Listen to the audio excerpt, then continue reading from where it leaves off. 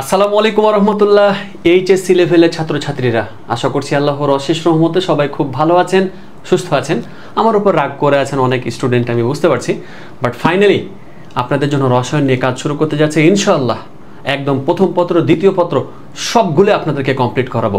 Sir আপনি কি এই বইটা থেকেই পড়াবেন? না মাই ডিয়ার স্টুডেন্ট, আমি 3টা বই পড়াশোনা করেছি, আপনারা ছবিতে দেখে নেন।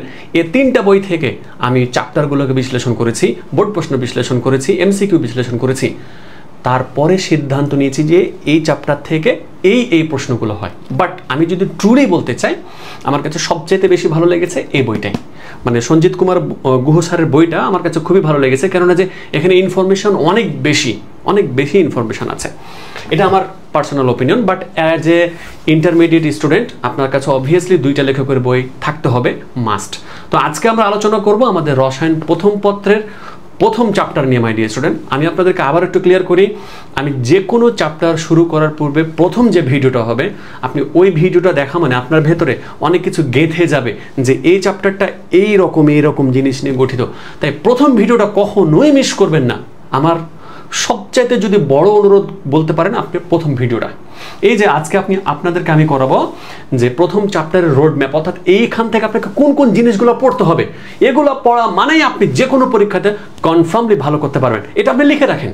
আমি আপনাকে বলছি, আমি 3টা বই কমপ্লিট করে আপনাদেরকে ধারণা দিচ্ছি, আপনি একদম এগুলোর মধ্য থেকেই প্রশ্ন কমন পাবেন। তাই একটা ছোট্ট কথা আছে, ছোট্ট কথা মাস্ট পড়ে নিতে হবে। এটা আমি আর কিছু বলতে চাই না, এখান থেকে এতটুকু শেষ। যদি আপনি আসলেই ভালো করতে চান, নোট করেন, প্লিজ নোট করেন। এইচএসসি রসায়ন প্রথম পত্রের প্রথম অধ্যায় রোড ম্যাপ, যে টপিকগুলো 100% আপনাকে পড়তে হবে, এটা হচ্ছে ক্লাস নাম্বার 1, ক্লাস নাম্বার 2, 3তে কি থাকবে সেগুলো আপনাদেরকে দেখিয়ে দেবো আমি। চলে, প্রথম চ্যাপ্টারে কিন্তু অনেক আলোচনা রয়েছে, বাট এখানে 2টা ক্যাটাগরি নিয়ে প্রশ্ন হবে আপনাদের। একটা হচ্ছে থিওরিক্যাল অ্যান্ড আরেকটা হচ্ছে ম্যাথমেটিক্যাল। মানে এই অধ্যায়ে 2 ক্যাটাগরিরই জিনিস ভালো মতন খুঁজে পাওয়া যায়। মানে অন্যান্য অধ্যায় এরকম আছে, বাট এই অধ্যায়ে মানে মুখস্থ বিদ্যাটা একটু বেশিই আছে। বাট ওই কারণেই আমি আপনাদেরকে পয়েন্ট আকারে লিখে দিচ্ছি। দেখেন যে 1 নম্বরে আপনাকে এই অধ্যায় থেকে জানতে হবে প্রাইমারি এবং সেকেন্ডারি পদার্থ কি। 2 নম্বরে হচ্ছে কাপড়, প্লাস্টিক বা রাবার জাতীয় জিনিস নিয়ে আলোচনা, যেমন হচ্ছে আপনার অ্যাপ্রন, যেমন হচ্ছে আপনার গগলস, সেটা অনেক কিছু নিয়ে আলোচনা হবে এই টপিকটার মধ্যে। দেখেন আমি এটা নিয়ে একটা ভিডিও বানাবো, তারপর এটা নিয়ে আরেকটা ভিডিও বানাবো, তারপর এটা নিয়ে আরেকটা ভিডিও বানাবো। এভাবে করে যতটা টপিক পাবেন ততটাই নিয়ে আমার ভিডিও আলাদা আলাদাভাবে থাকবে। ছোট খুব হবে না এগুলো। মানে আমি 1 ঘন্টা 2 ঘন্টার ক্লাস নিতে আসলে একটু স্বাচ্ছন্দ্যবোধ কম করি, তবে আমি চেষ্টা করব যতটুকু দিলে আপনাদের জন্য বেস্ট হয় ততটুকুই দিব ইনশাল্লাহ। হ্যাঁ, এবার আসেন 3 নম্বরে কাঁচ জাতীয় যন্ত্রপাতি নিয়ে আলোচনা হবে, যেমন টেস্ট টিউব, বিকার, বুলেট ইত্যাদি। মাই ডিয়ার স্টুডেন্ট, এটা রোড ম্যাপটা খুবই ইম্পর্টেন্ট, এবং আপনি এগুলো দেখলেন যে এগুলো থেকেই প্রশ্ন আসবে, আর আমি আপনাকে এগুলো থেকে যেগুলো পড়াবো আপনি ওগুলোই ভালো করে যাবেন, দেখবেন আপনার পরীক্ষাতে কমন একেবারে। মাই ডিয়ার স্টুডেন্ট, 4 নম্বরটা দেখেন, ল্যাবে শিক্ষার্থীদের যেগুলো মেনে চলতে হবে, যেগুলোকে সোনালী বিধি বলা হয়, খুবই চমৎকার। এটা নিয়ে অনেকবার প্রশ্ন এসেছে মাই ডিয়ার স্টুডেন্ট। 5 নম্বরে আছে বিভিন্ন যন্ত্রপাতি পরিষ্কারের কৌশল, সুপার ইম্পর্টেন্ট টপিক। তাই আমি আলাদা করে এগুলো ভিডিও রেখেছি, দরকার আপনাদের জন্য এগুলো। বুনসেন বার্নার দ্বারা বিভিন্ন যন্ত্রপাতিতে তাপ দেওয়ার কৌশল। বুনসেন বার্নার হচ্ছে একটা মোমবাতির মধ্যে জিনিস মনে করতে পারেন, বাট এখানে বিভিন্ন ক্যাটাগরির তাপ রয়েছে। কোন জিনিসটাতে কীরকম তাপ লাগবে সেই কৌশলটাই জানাবে আপনাকে বুনসেন বার্নার। তারপরে রাসায়নিক দ্রব্য সংরক্ষণ, ব্যবহার এবং সতর্কতা। আমরা যে রাসায়নিক দ্রব্যগুলো ব্যবহার করি, যেমন পটাশিয়াম পারম্যাঙ্গানেট, সোডিয়াম পারম্যাঙ্গানেট, এগুলোকে কিভাবে রাখতে হবে সেটাকে সংরক্ষণ বলা হচ্ছে। ব্যবহার, এটার কি ব্যবহার রয়েছে এবং এটা ব্যবহার করার ক্ষেত্রে কি সতর্কতা অবলম্বন করা উচিত সে সম্পর্কে কথা বলা হয়েছে।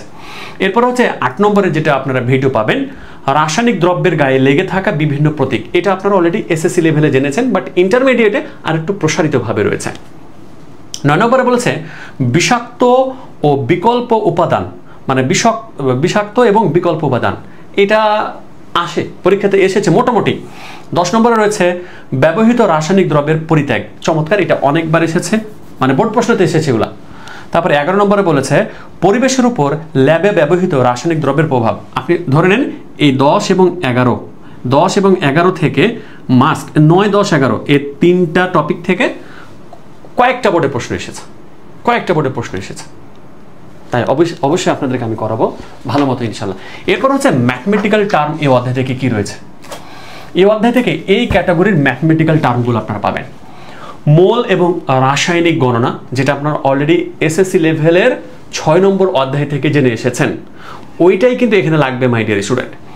মোলার দ্রবণ, ঘনমাত্রা, মোলারিটি, মোলালিটি, দেখেন এই কয়েকটা টপিক, এগুলো কিন্তু ম্যাথমেটিক্যাল, আমি সবগুলো করবো ইনশাল্লাহ। 3 নম্বর আছে সেলসিয়াস, কেলভিন, ফারেনহাইট স্কেলের বেসিক। দেখেন যে টপিকগুলো আপনাদেরকে আমি দিলাম, এই টপিকগুলোই আপনাকে কিন্তু প্রথম চ্যাপ্টার থেকে কমপ্লিট করতে হবে, আর আমি যেগুলো দিব সেগুলোই ভালো করে আপনি কমপ্লিট করবেন।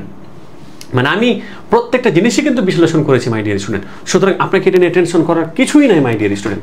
হ্যাঁ শুনেন, কয়েকটা জিনিস আপনাদেরকে শো করব, একটু দেখে যাতে তোরা। 1 নম্বর,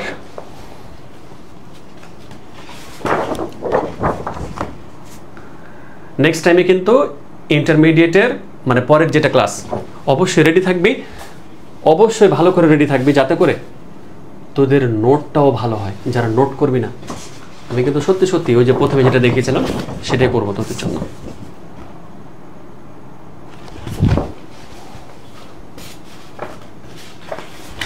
এবার এই পয়েন্টটা দেখ, এটা আমার না খুবই আসলে বলতে ইচ্ছা করে, বাট আমি মুখে বলতে পারলাম না, লিখে বললাম।